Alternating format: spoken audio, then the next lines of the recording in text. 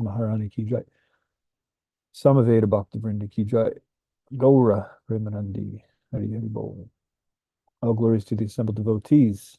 Hare Hare Krishna. Krishna. All glories to the assembled devotees. Hare Hare Krishna. Krishna. All glories to the assembled devotees. Hare Hare Krishna. Krishna.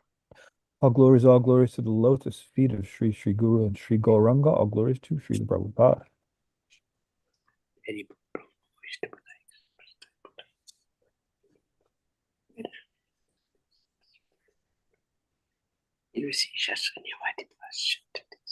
Om Namo Bhagavate Vasudevaya. Om Namo Bhagavate Vasudevaya. Vasudevaya. Om Namo Bhagavate Vasudevaya.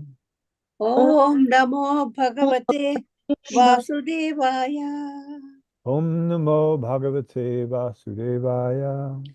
Om Namo Bhagavate Vasudevaya. Hare Krishna. Good morning. Hare Krishna. Thanks again for joining. Today we continue our study of Srimad Bhagavatam. We are in the second canto, the 10th chapter, and this is verse 51, the last verse of the last chapter, second canto. Sutta Uvacha Rajna Parikshita Prishto Yaravochan Mahamunihi Tadvo Bhidasye Shrinuta Rajna Prashnanu Sarataha. Sutta Uvacha Rajna Parikshita Prishto Yaravochan Mahamunihi Tadvo Bhidasye Shrinuta Rajna Prashnanu Sarataha.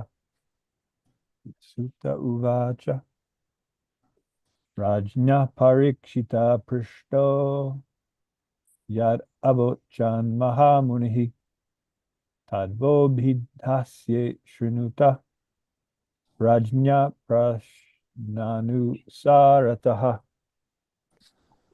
Please chant.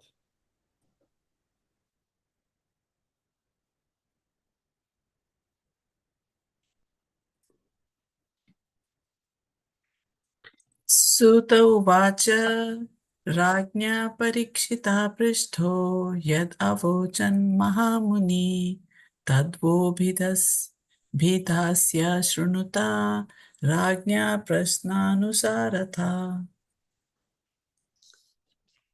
Sutta Uvacha Rajna Parikshita Prishto Yad Avachan Mahamuni Tadobhidayasye Shrunuta Rajna Prashnanusharata. Hare Krishna. Hare Krishna. Shruta Uvacha Rajna Parikshita Prishto Yadavochan Mahamunihi Tadvo Vidashya Srunuta Ragnaha Prashanano Sharataha. Hare Krishna.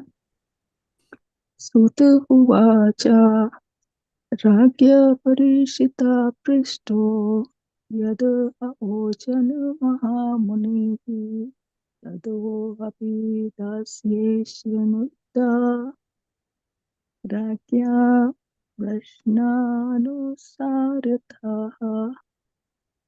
Thank you. Hare Krishna. Shruta Uvacha Ragna Parikshita Prashto Yad Abhochan Mahamuni Tadbho Bhidashaya Sunota Ragna Prashnanusharatha. Hare Krishna. Hare Krishna. Thank you. Shall we do the word for word?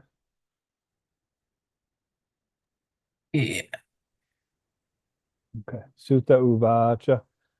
Srila Sutta Goswami replied, Ragnya by the king, Parikshita by Parikshit, Prishtaha as asked, Yat what, Avochat spoke, Mahamunihi the great sage, Tat that very thing, Vaha unto you, Abhidhasye I shall explain,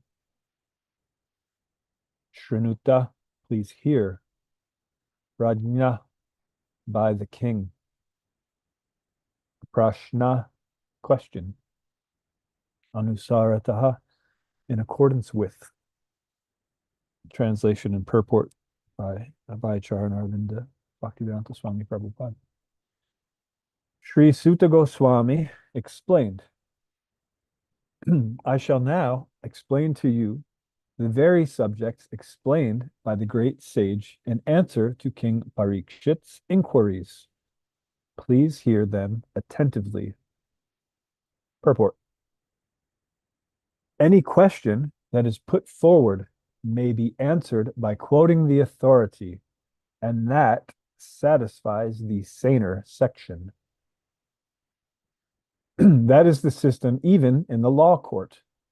The best lawyer gives evidence from the past judgment of the court without taking much trouble to establish his case. This is called the parampara system, and learned authorities follow it without manufacturing rubbish interpretations. Ishvara Parama Krishna Satchidananda Vigraha Adir Govinda Sarvakarna Karanam. Brahma Samhita, chapter 5, verse 1. Let us all obey the Supreme Lord, whose hand is in everything, without exception. Thus ends the Bhaktivedanta purports of the second canto, 10th chapter of the Srimad Bhagavatam, entitled Bhagavatam is the answer to all questions. Also the end of the second canto. So the verse again, this is Sutta Goswami speaking. I shall now explain to you the very subjects explained by the great sage in answer to King Parikshit's inquiries. Please hear them attentively.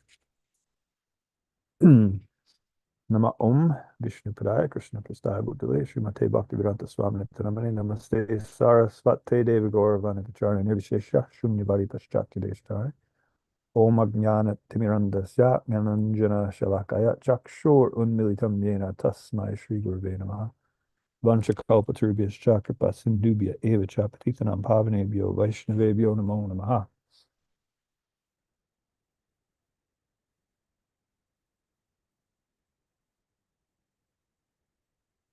Okay, so as we mentioned, this verse concludes the 10th chapter, and it also concludes the second canto.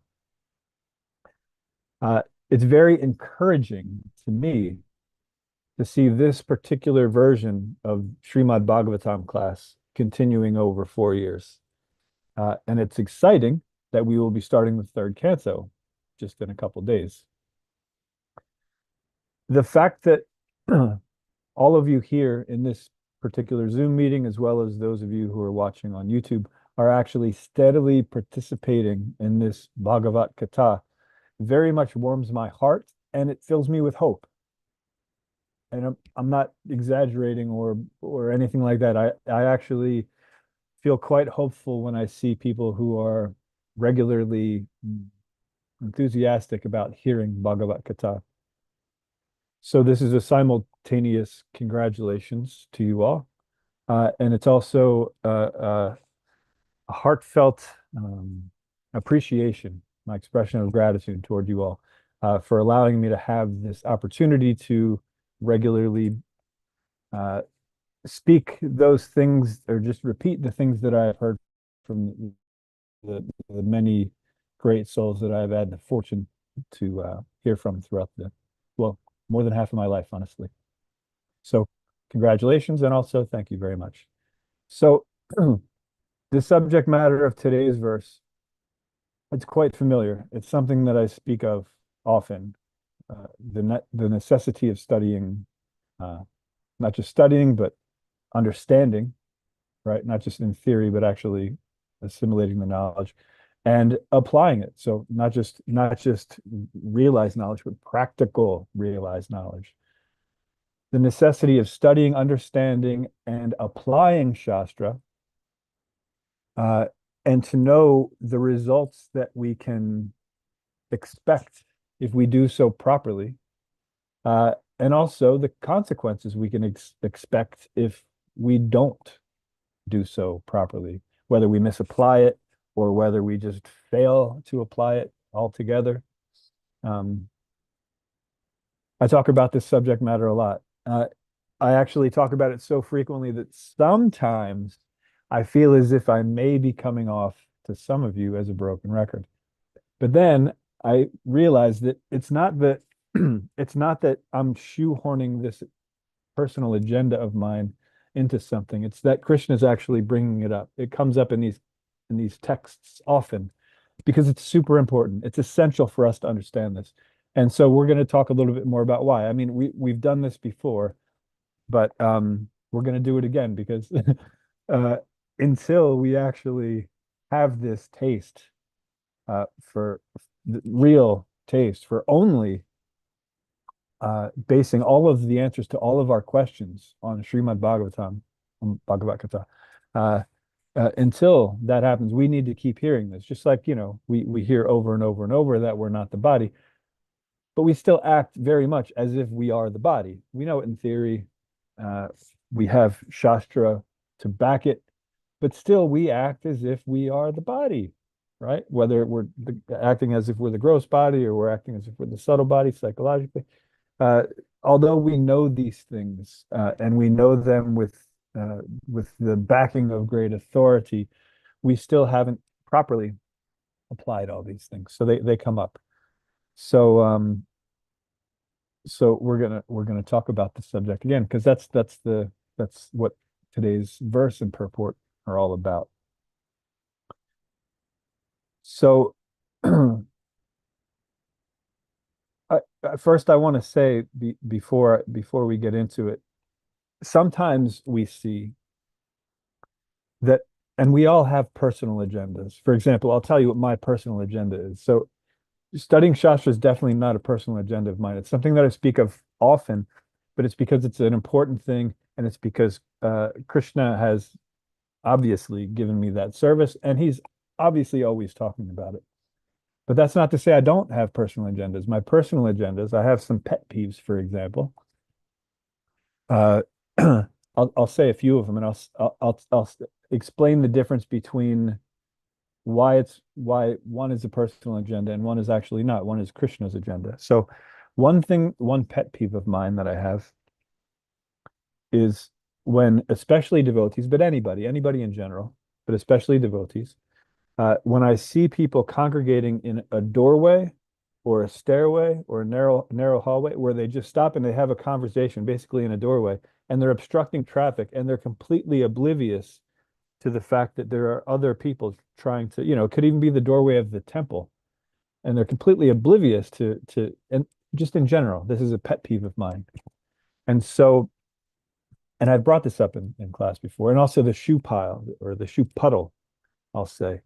Anytime any temple function or class, there's always an area where you're meant to put your shoes, right?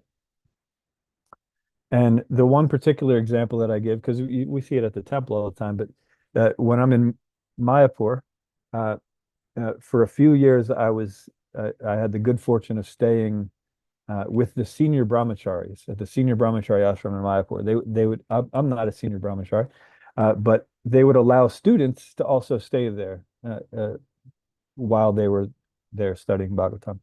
So there were, let's say, half of the residents at this particular time were young students, and the other half were old senior brahmacharis.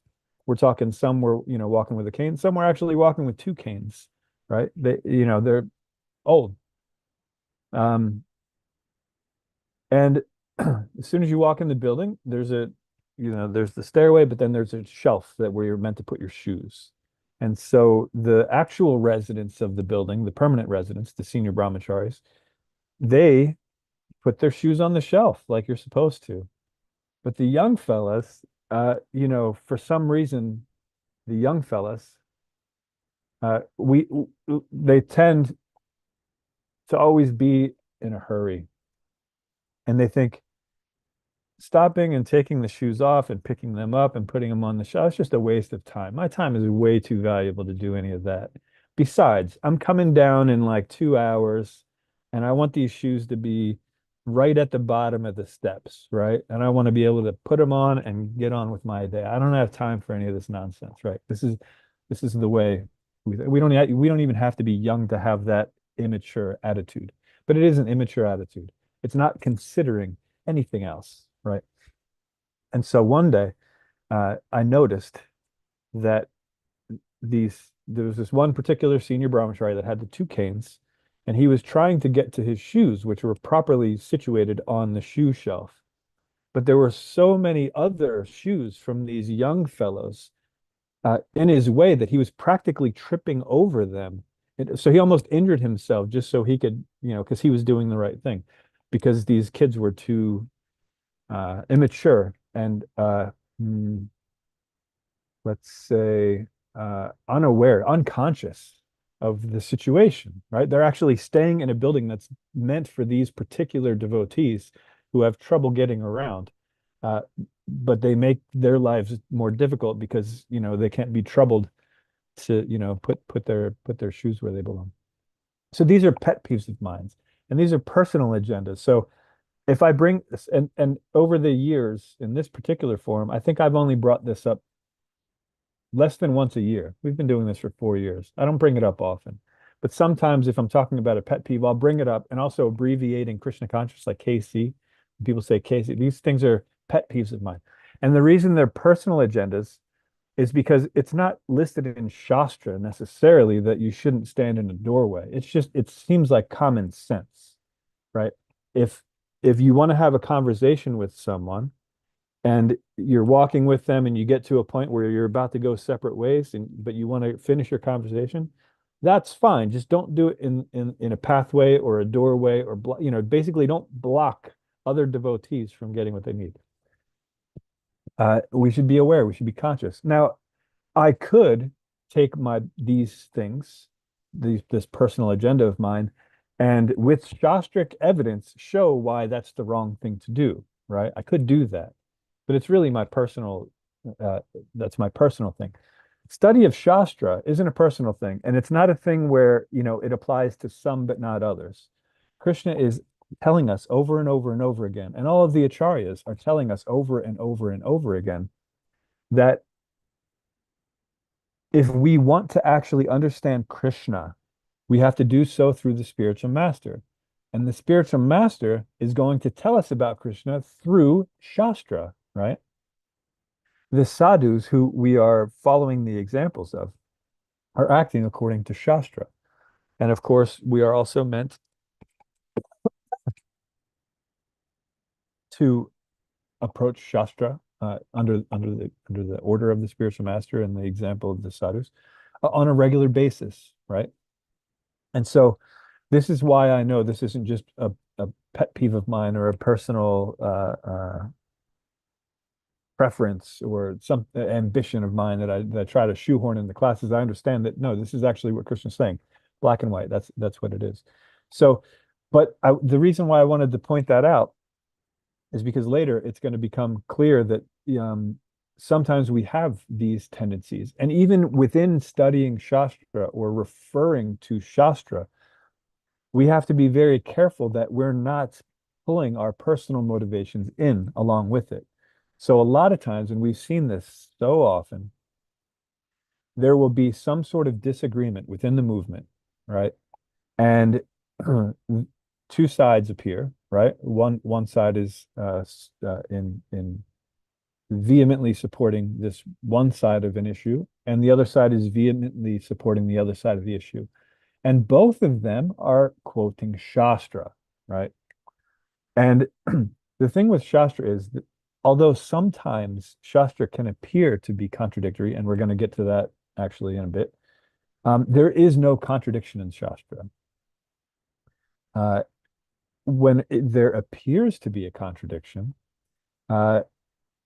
that's because of our own limitation, because we haven't been able to resolve these two seemingly contradictory points. We can't see how they both simultaneously uh, uh, are both completely true and exist together. We have issues with that. And until we actually approach Shastra with the proper mood and mentality and the proper method, we will not be able to resolve these seemingly contradictory points, these conflicts. But if if we're merely content with using Shastra to support what we think is right instead of trying to figure out what is right based on Shastra, um, it it puts us on pause on our spiritual advancement. It's good that we value Shastra enough to refer to it, but if we're just using it to further our personal agenda, then it's not a mature understanding of what Shastra is. Shastra is there to explain how, why, uh, and when to apply certain things. It's not as black and white as we would want it to be. Here in the material world, we're conditioned. We want to simplify everything to, do I do it or not? And it's not always that easy, because sometimes it's something that you do and sometimes it's something that you don't do.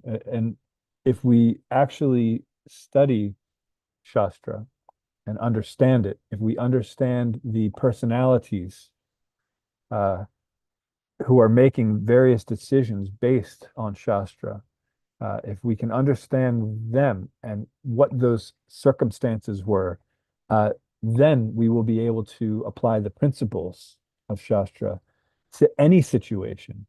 In other words, we may not find ourselves in the exact circumstance that these great devotees who are in Bhagavatam are finding themselves in. But if we understand the principles of Bhagavatam properly, then we will be able to apply them no matter what the circumstance is, right? And so this is why it's so important. So all questions should be answered on the basis of authorized scriptures, right? It's quite fitting that this chapter, which is entitled Bhagavatam is the answer to all questions, concludes with this verse, which is Sutta Goswami saying that, okay, now listen, because I'm about to tell you the answers to Maharaj Parikshit's questions, right? Maharaj Parikshit, the reason why this is important for us is that he has a limited time to live. He's a pure devotee. He understands that there is no time to waste at all, at all. And he asks some very pertinent questions, not just for himself, but for all of us. And those questions are going to be answered by an authority, Shukadeva Goswami, right? And so that's why this chapter is entitled Bhagavatam is the answer to all questions. Any question we could possibly have, we can find the answer to that in the Bhagavatam. And any question that is asked of us, we should get that answer from the principles of the Srimad Bhagavatam. So whether it's a question that we have that needs to be answered, or someone is asking a question of us, the answer should be based in a mature understanding of Shastra with no tinge of personal motivation, no kaitava dharma, right? This is a very important point because there are so many Shastras, and they're all compiled by Srila Vyasadeva, and they are all meant to bring us to the point of Krishna consciousness, however gradually it may be, depending on what kind of Shastra we're approaching. And of course, the Shastra that we're approaching is going to depend on what our motives are. If we're more materially motivated, we're going to be more attracted to the karma Shastras because we want to get material benefit, right? So that will be where our attention will go to. But we know this Srimad Bhagavatam, Bhagavat Purana, Amala Purana, the spotless Purana, it kicks out this kaitava dharma, dharma projita kaitava traparamo nirmatsaranam satam, that there are so many varieties of religions which are materially motivated. And the Srimad Bhagavatam does not support any of those. The Srimad Bhagavatam is for those who have come to the point where they no longer want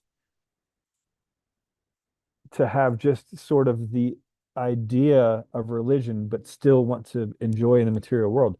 Srimad Bhagavatam is for those who understand, okay, no, the material world has absolutely nothing for us to offer. We're spiritual beings. There's nothing here in this material world that can satisfy us. We're fish out of water, right? And so for those who understand this, at least in theory, that we don't belong here, this is what the Srimad Bhagavatam is for. No kaitava dharma whatsoever. It's not for people who have an agenda and are trying to justify it through Shastra quotes. It's for people who want to understand what is the actual path, and they will follow that.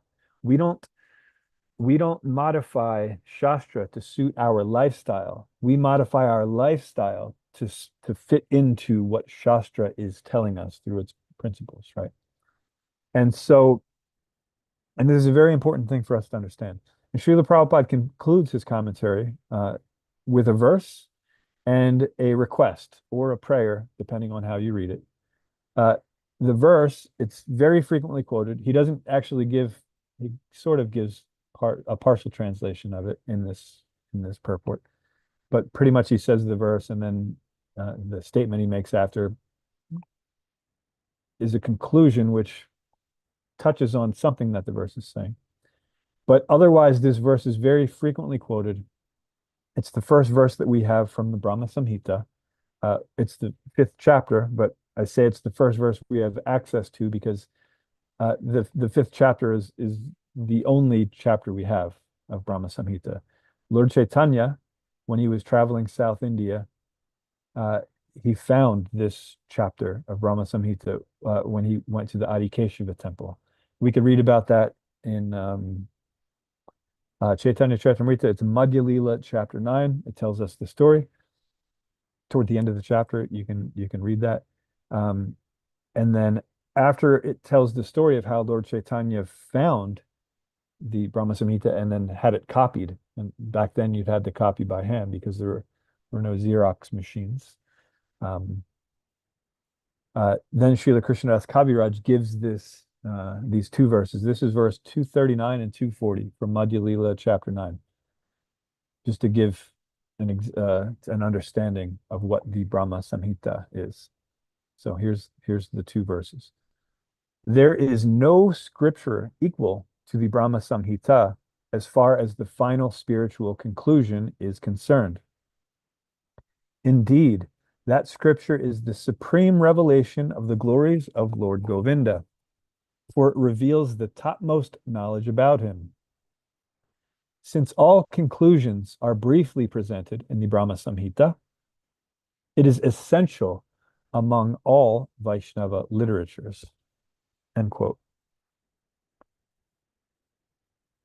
So, of course, many of us know at least some of the verses from Brahma Samhita from our morning program, right? So every one of our centers during the greeting of the deities, when the doors open up, we hear Mother Yamuna and the other members of the Radha Krishna Temple group, including George Harrison playing the bass.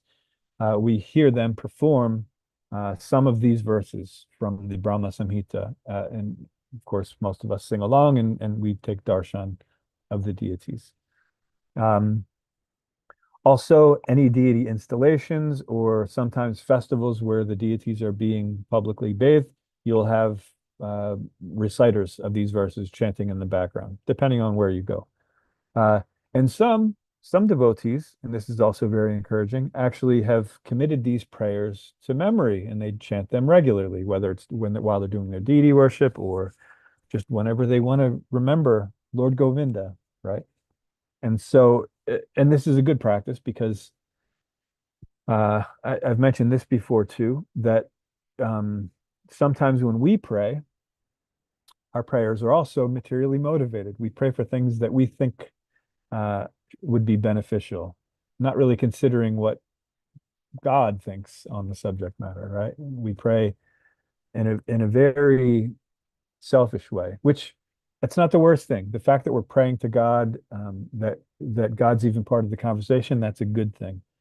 But our prayers are meant to evolve over time and become less selfish and more to the point of, first of all, glorifying God for who he truly is, for the things that he is. Uh, and also, if we want to ask something of him, we should just ask for the clarity to understand what his plan is. Not that, hey, I actually know a better solution for the world's problems than you, God, and let me tell you all about them in this prayer, and I'll tell you what you should be doing, right? Our prayers should evolve. So if we follow the examples of great personalities, great devotees, and we memorize their prayers and look at them and look at the principles of those prayers and understand, okay, this is actually what a prayer is meant to be, right? So sometimes it's a really good practice to just memorize or just recite or, periodically read through some of these prayers. And gradually, it's not going to happen overnight, but gradually our prayers should go from wherever they currently are to being more along these lines. In principle, we don't have to robotically chant them. We can, but we should really understand the principle of these things, and our consciousness should actually be moving in that direction from the self-centered God, this is what you should be doing. I'm surprised you didn't know that, but this is what you should do, to essentially Krishna and energies of Krishna, please engage me in your devotional service. Please make it clear to me what your plan is and let me do what my actual part is, right? Let me understand. So Srila Prabhupada frequently quotes verses from Brahma Samhita, lectures, purports, etc. But this first verse, the one that he quotes in today's purport, it comes up especially often in his purports.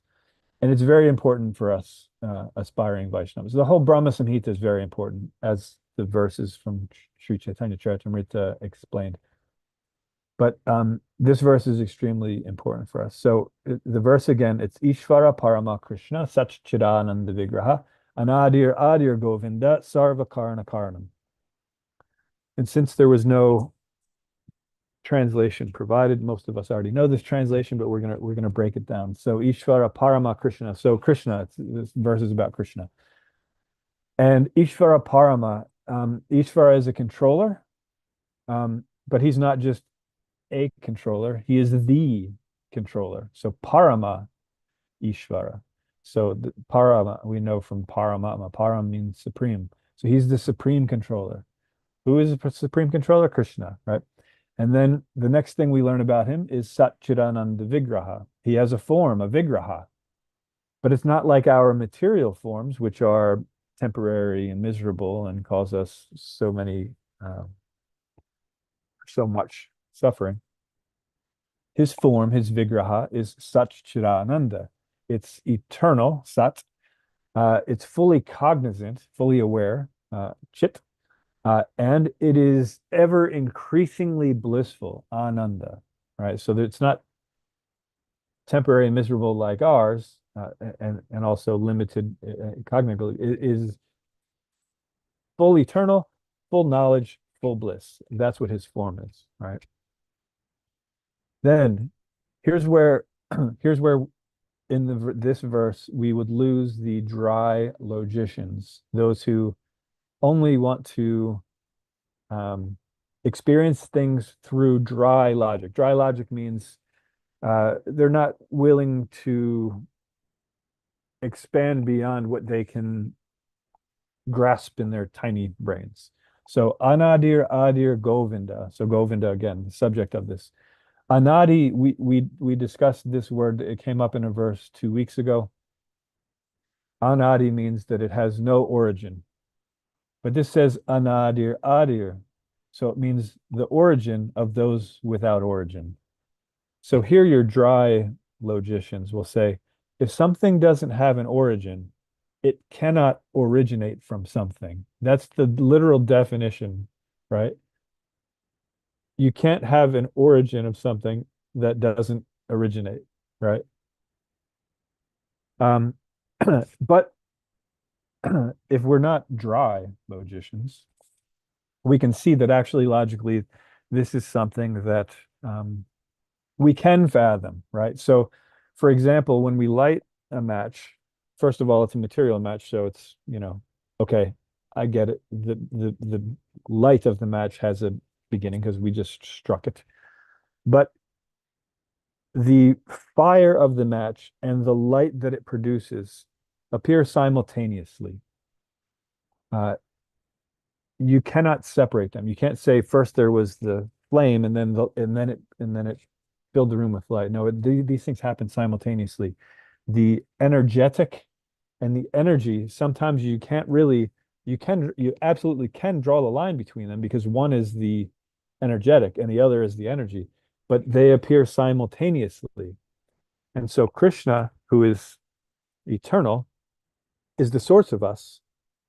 He's the source of all eternal things, meaning although everything always exists eternally, we still come from our origin is the Supreme Lord, right? They can't be separated in one sense, in the sense that they're both eternal, but they can be separated in the sense that one is the energetic and the other is energies, right?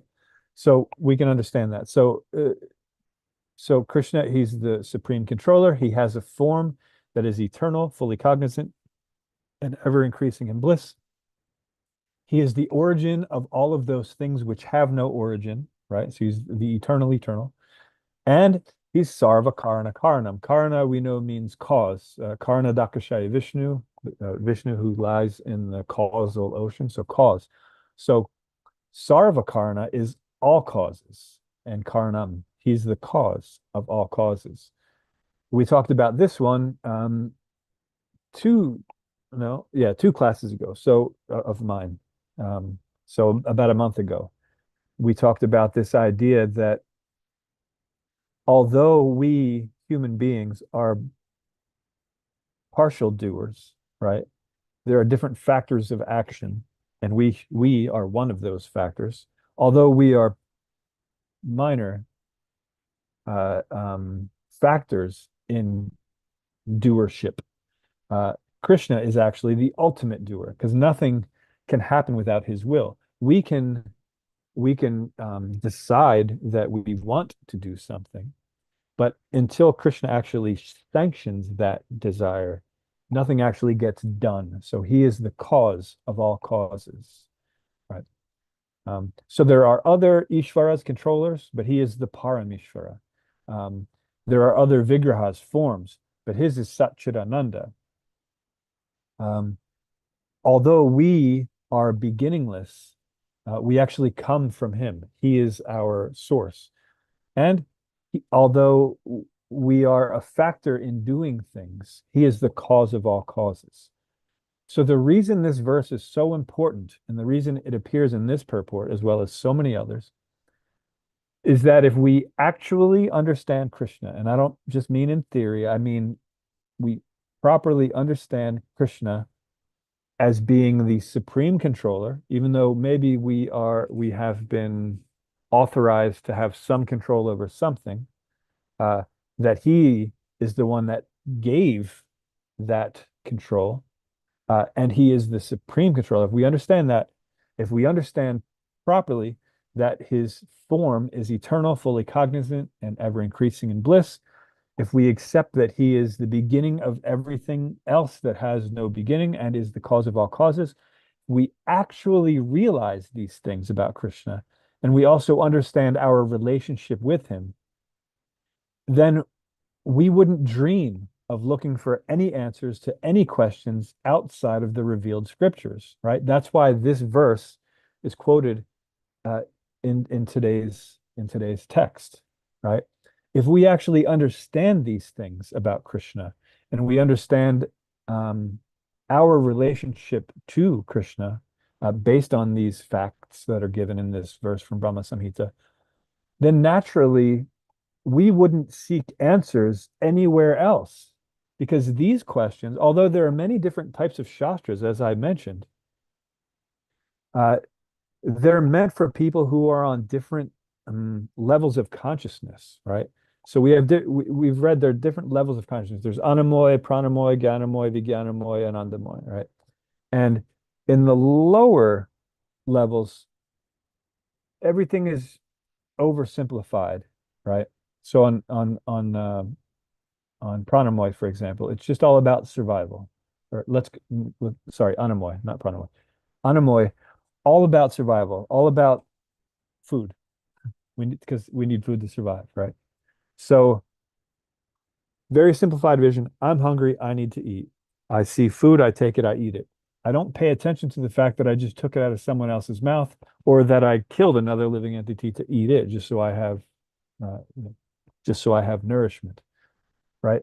So this is a lower level of consciousness, and there are shastras that are aimed toward people that are completely limited to this level of consciousness, and they will gradually bring them up to a higher level of consciousness. First, pranamoy, where sure, you're hungry, you need to eat, but you shouldn't interfere with someone else's need to eat, right? So you shouldn't steal someone else's food or kill something to eat it, right?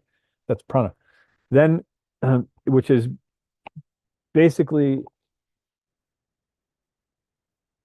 it's understanding that there are laws of nature without actually looking into the laws of nature. It's just being a little bit conscious and not wanting to harm anyone else while you're solving your life's necessities, right? Then beyond that's Gyanamoy, where you actually want to understand, okay, now what should the rules be? Sure, I don't want to hurt anyone else, but what does that mean? How do I make sure I'm not hurting anyone else? So then you actually refer to Shastra. That's where Gyanamoy comes in. Vijnanamoy is where you actually realize the Shastra, and so on and so forth. So all these different kinds of Shastras, depending on what our level of consciousness is.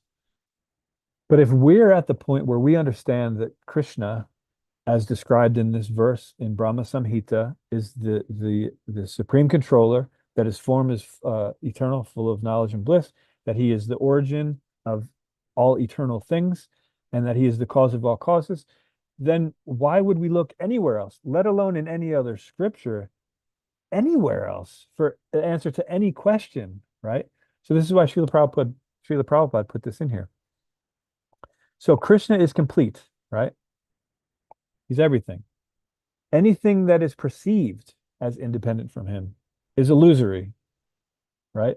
It's as simple as that. If we're seeing something but we're not seeing it in connection to Krishna, we're in illusion.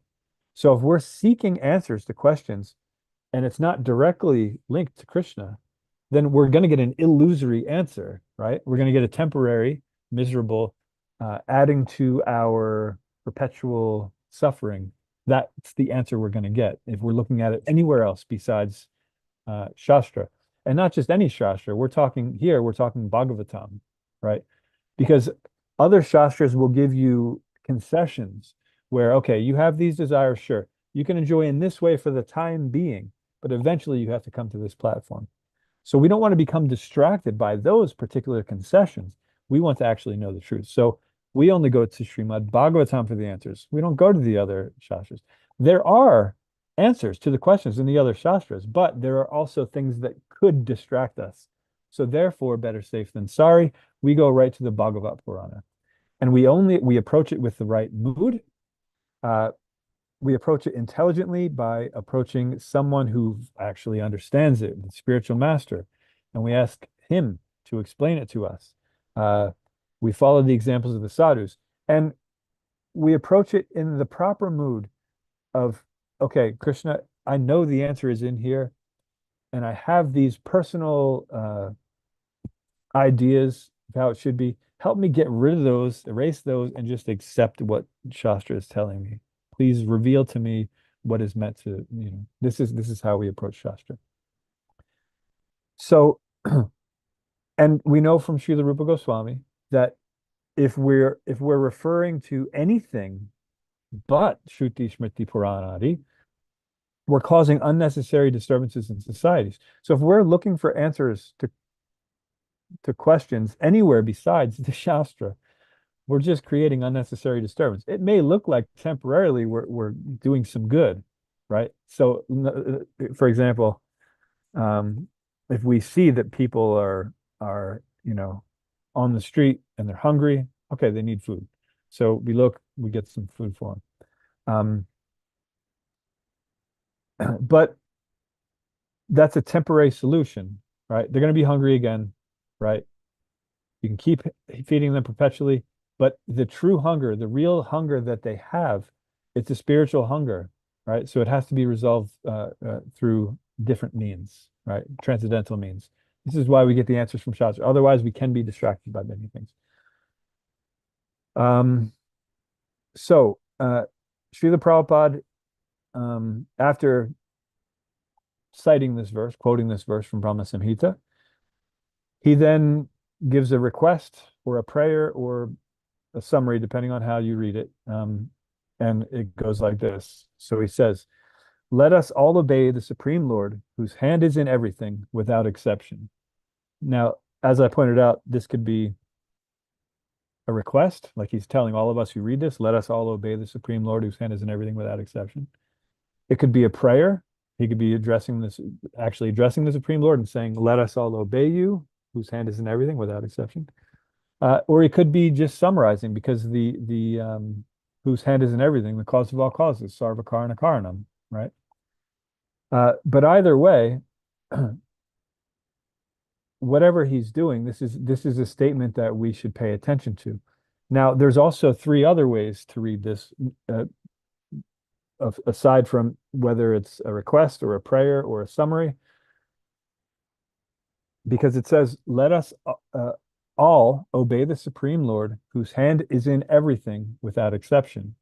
So the without exception part could be referring to the whose hand is in everything, meaning his hand is in every single thing without exception. There's not one thing that his hand is not in, right? And that's supported in the quote from above. It could also be the without exception, could be referring to the obeying the Supreme Lord. So we're obeying the Supreme Lord, whose hand is in everything, without exception, meaning we obey the Supreme Lord and no one else. We don't obey anyone else. We're only obeying the Supreme Lord without exception. The phrase without exception could also be referring to the let us all part. So let us all, without exception, nobody should not be doing this. Let us all, without exception, obey the Supreme Lord, whose hand is in everything, right? So the without exception could be referring to three different things. And they're all right. And for us, we should actually be taking all of them, right? So let us all, without exception, every single one of us, with no exception, obey the Supreme Lord without exception, nobody else, whose hand is in everything without exception. Every single thing his hand is in. There is nothing that exists that his hand is not in. So we can take this and read, we can take this sentence and get so much out of it. Every sense of meaning that it could possibly have, we have to take that to heart. Okay, so I'm gonna just I'll wrap this up right now. I'll give a conclusion. So the conclusion is we have to understand actually who Krishna is, right? We have to understand that he fits this description of Brahma Samhita verse 1. We also have to actually understand who we are, not just theoretically, not just in a realized way, but in a practically realized way. And we have to act accordingly. So we have to know what Krishna's nature is, what our nature is, what the relationship is, and act accordingly. Any question that we have personally, any question that we have, or any question that is asked of us, can only be answered by authorized scriptures, which are presented intact by disciplic succession. They shouldn't be motivated they shouldn't be affected by personal motivation. They shouldn't be tinged with anything. We should just understand the principles of the Shastra and answer all of our questions, whether they're our questions or questions that are being asked of us. We should always be based on Bhagavatam, which is the answer to all questions.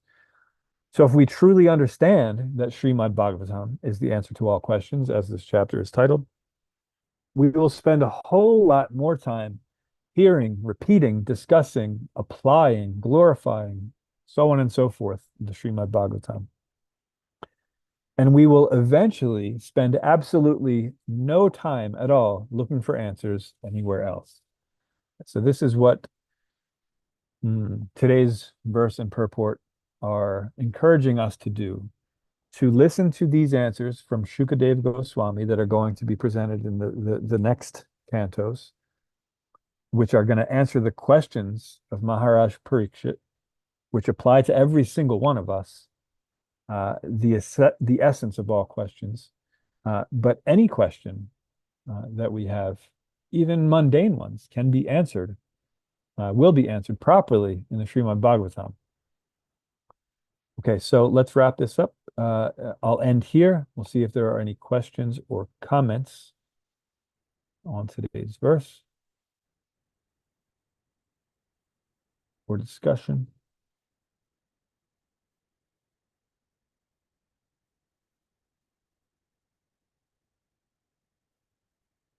Seems that there is maybe no discussion today. That's all right. Hare Krishna Prabhu. Hare Krishna. It's a wonderful class. You mentioned about Brahma Samhita and how, and then he is Sarvakarana Karanam, the meaning of that sloka. It was very, very nice when Brahma was saying this, all the prayers. He is the first premier. He is the creator, but I don't know how to tell.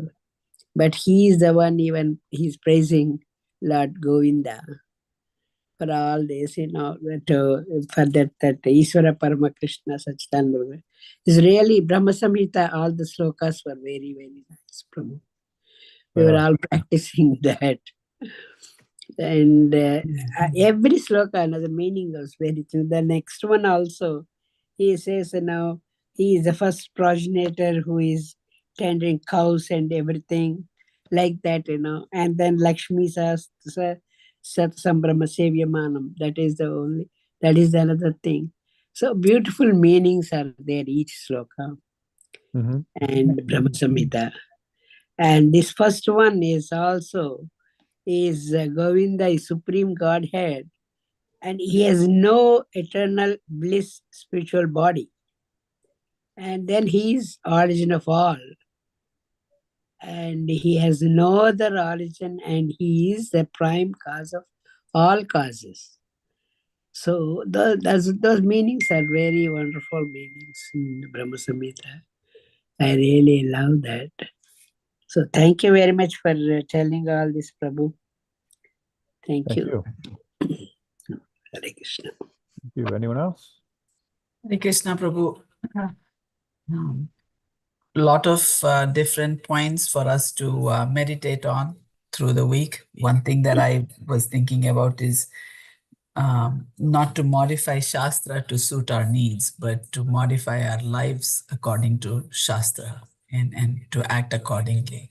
I think that was definitely something for us to think about.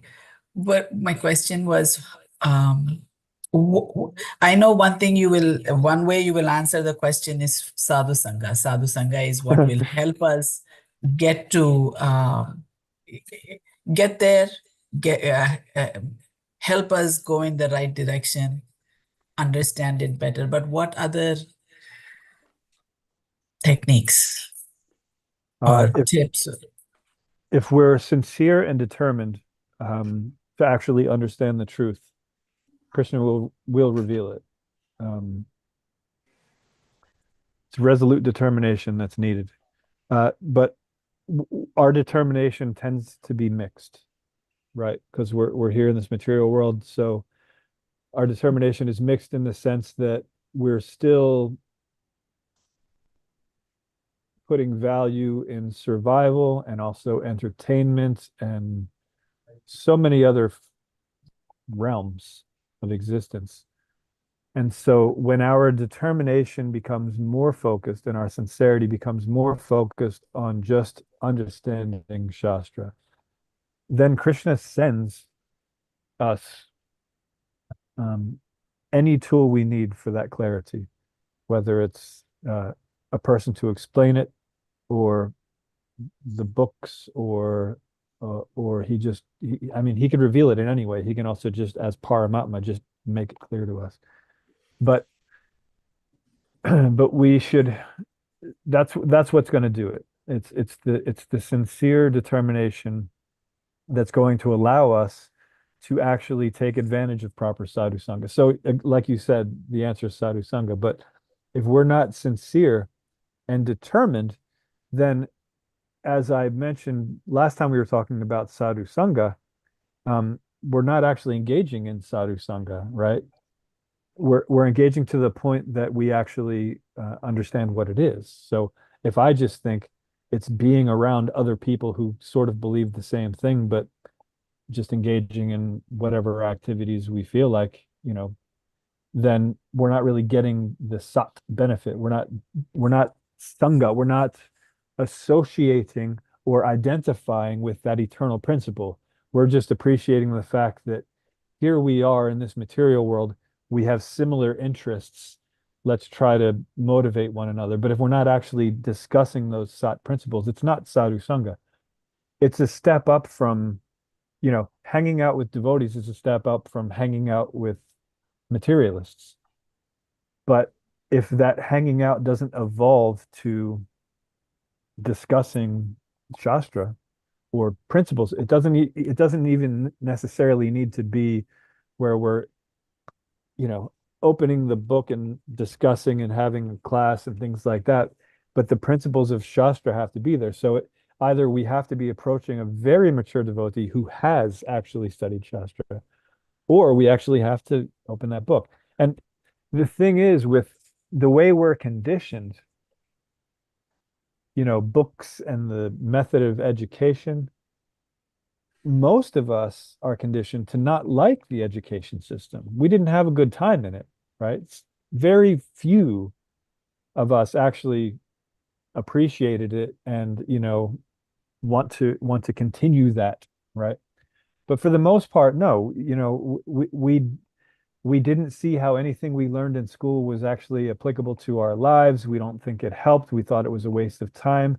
We had so many other things that we would have rather been doing, etc. So we have this samskar that opening books and reading and studying is tedious and unnecessary and impractical, right?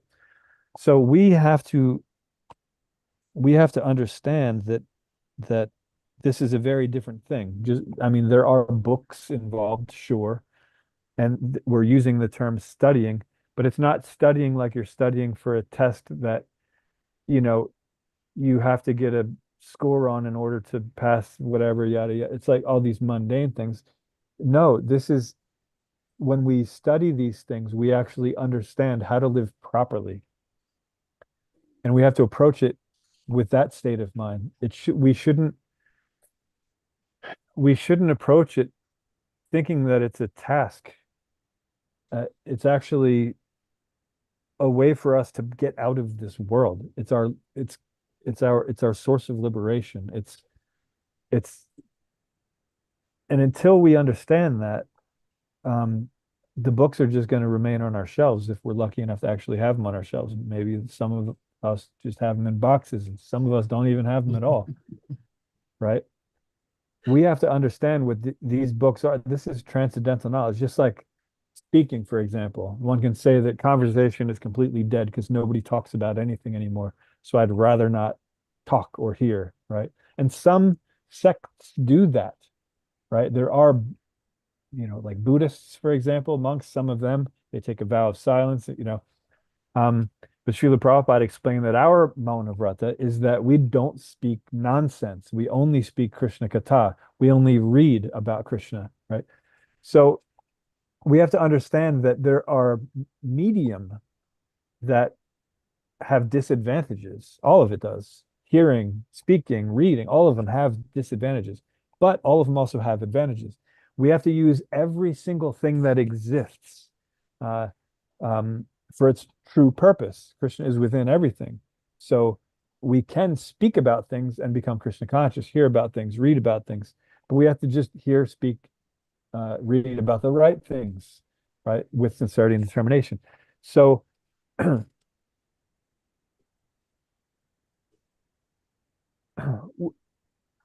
we spend our time doing so many things. We have attraction to so many things. What we have to do is figure out how the reason we're attracted to certain things is because of Krishna's potency within it. And we have to put that appreciation where it actually belongs. And that's what Shastra instructs us to do. If we don't approach Shastra with sincere determination, we don't approach the Guru to explain the Shastra or the sadhus to follow the examples of how to follow the Shastra. If we don't do that, we're creating unnecessary disturbances in society. So we're affecting everyone else, but we're also affecting ourselves in the sense that we will remain here in this material world perpetually until we actually do that. So it's in our best interest, but we have to understand what Shastra is there for. Shastra is Krishna's way of telling us how to get back to him, how to get back to our original nature. We are fish out of water. Shastra tells us how to get back in the water. It's necessary. It's not a thing that for the scholars only. It is absolutely necessary. It's mandatory.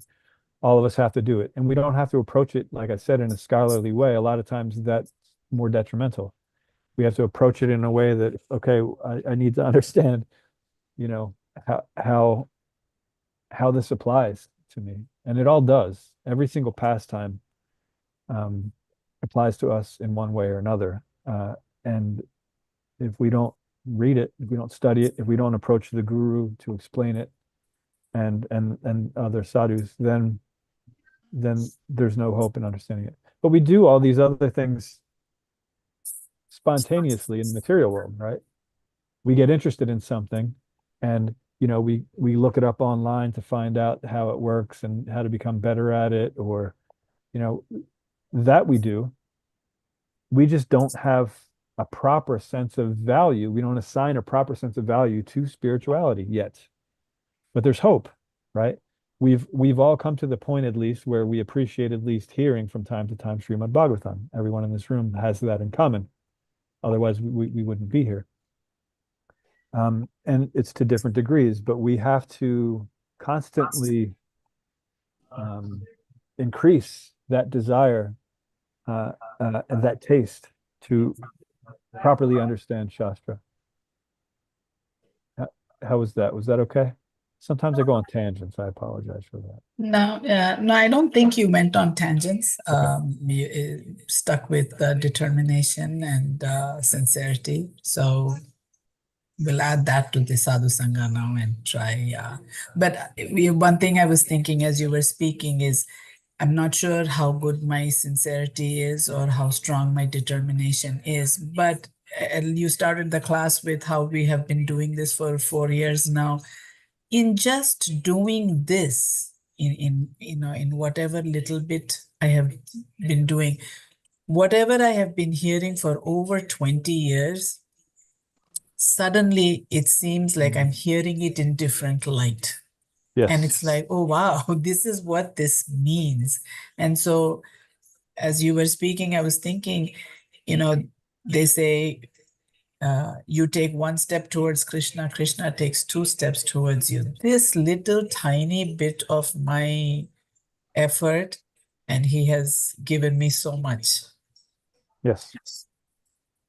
So we'll work on that sincerity and determination for the next 2 weeks and see what you come up with in your next class. Sounds good. And the thing is with his reciprocation, I bring this up a lot too, the story of Sudama Brahmana, where his idea of reciprocation is if, Sudama Brahmana, who handed him a little palm full of flat rice, right? Which he had to borrow from someone because he didn't have anything to give. So when Sudama Brahmana gave that to Krishna, Krishna felt embarrassed because he can't actually reciprocate that because his devotee just gave him more than he actually had.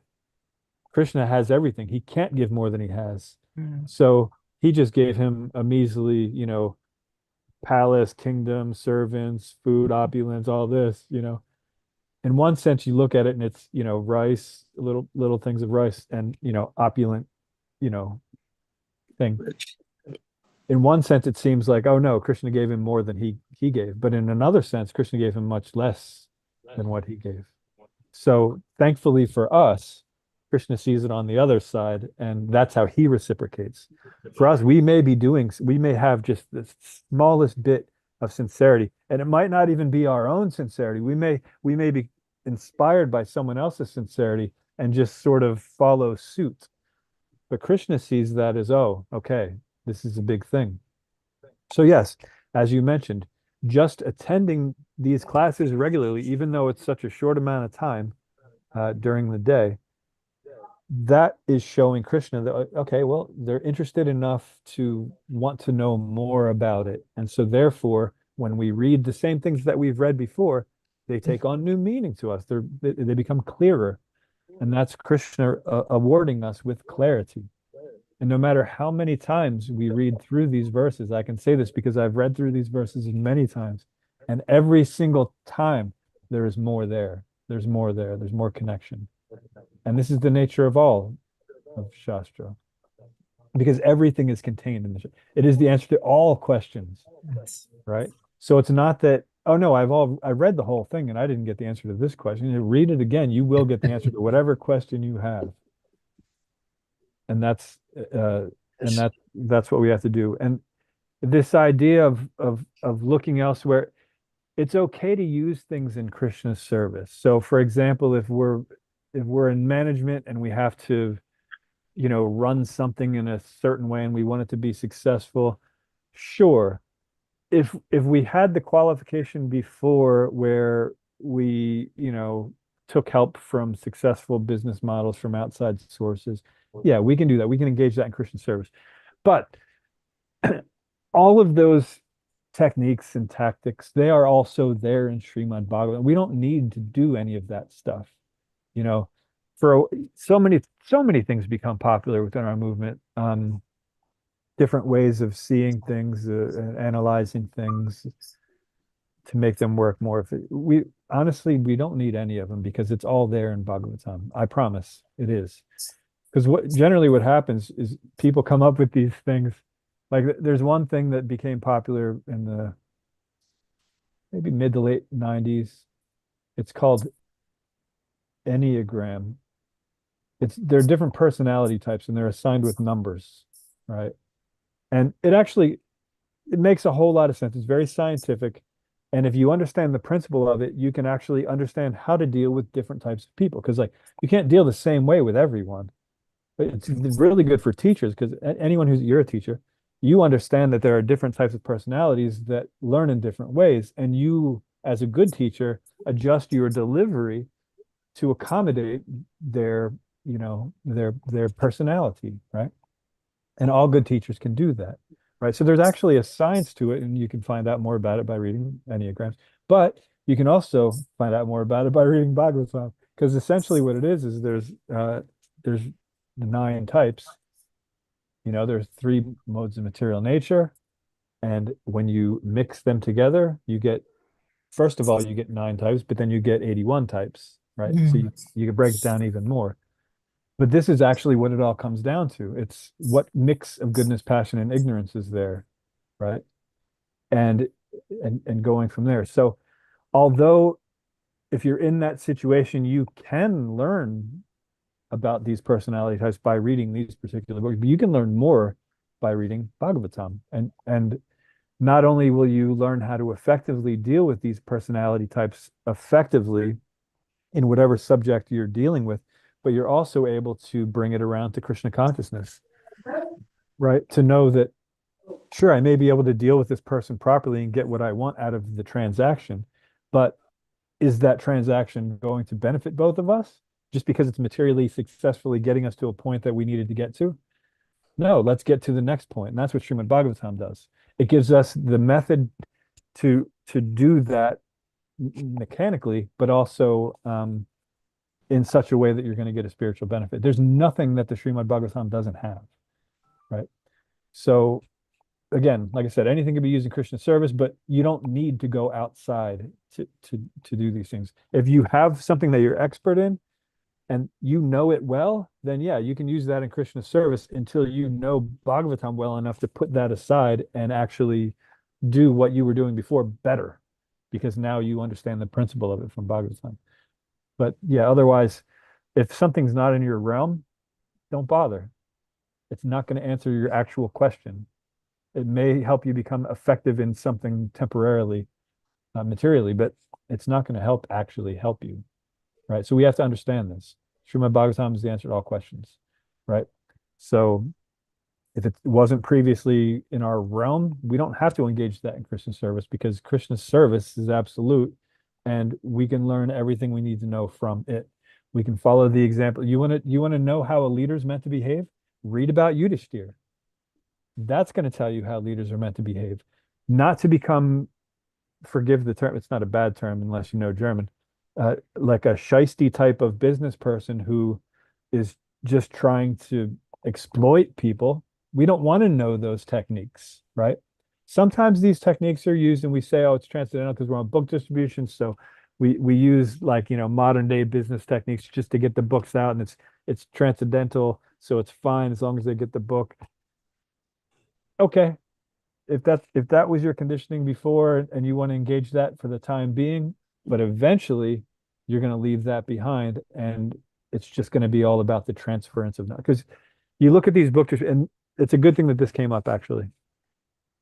Because before I was talking about how sometimes we bring our personal motives into things and then we justify them with Shastra, right? And so we see this, so one thing that, so for me, study of Shastra is something I talk about often, right? Not just because it's a personal thing, but because it's a thing that Krishna brings up often. So book distribution is another thing that Srila Prabhupada brings up often. It's a very important thing, right? And so some people, no matter what the class is, they're talking about book distribution, and that's not necessarily a bad thing. But we see, and any of us who have been around for a long time can see that the trends of book distributors, the ones that aren't necessarily, the ones that are just trying to, keep up with the latest trend, the book distributors that are following those, they don't last.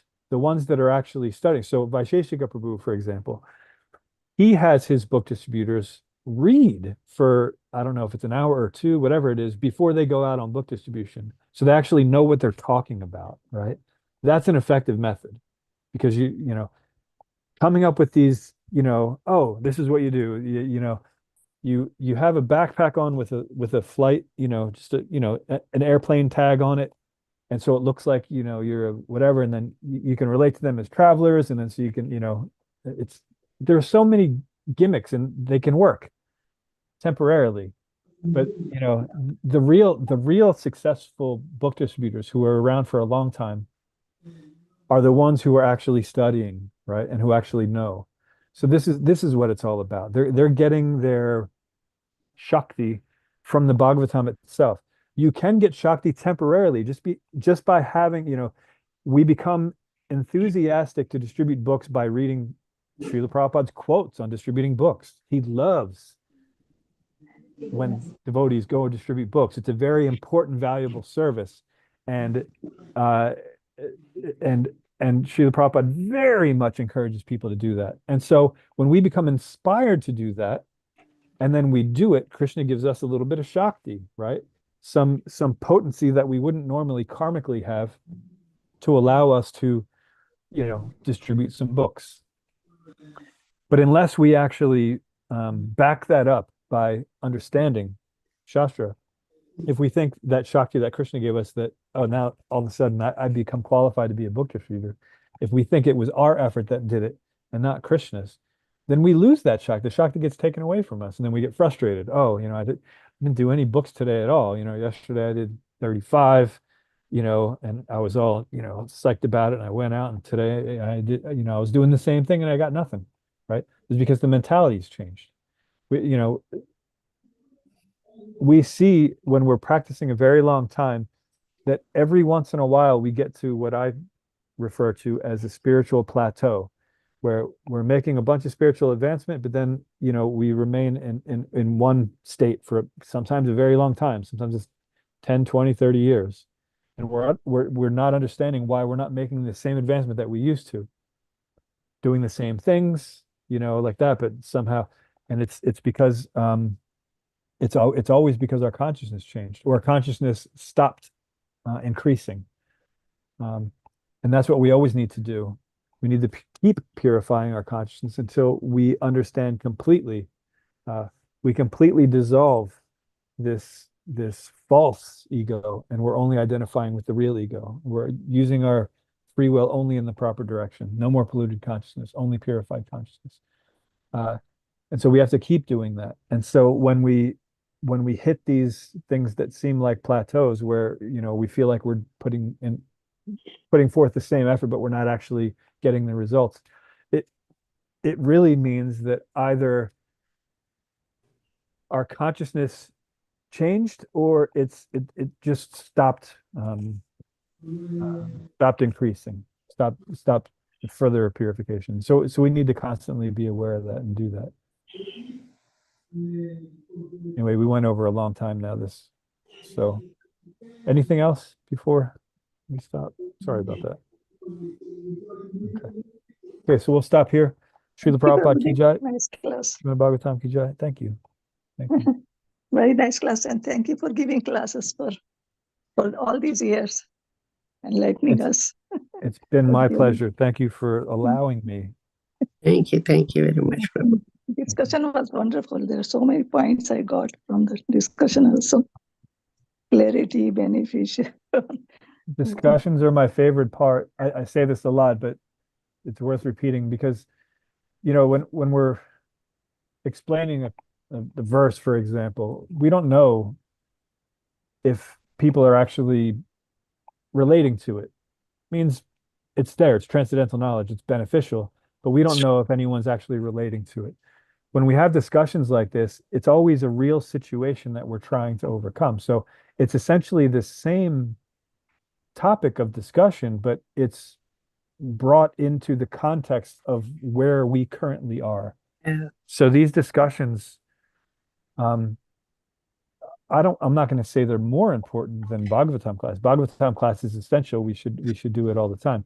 But these discussions are also very important. They have to be done. So that's why sadhu sangha is important. We have to figure out what we're going through and figure out how to get through what we're going through based on Shastra. And that happens with these discussions. So thank you. Okay.